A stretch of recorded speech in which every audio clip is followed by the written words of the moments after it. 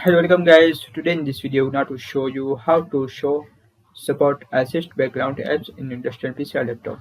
So guys, if you want to show support assist background apps in industrial PC or laptop, so it is easy. First you click on start, type here settings, click on settings,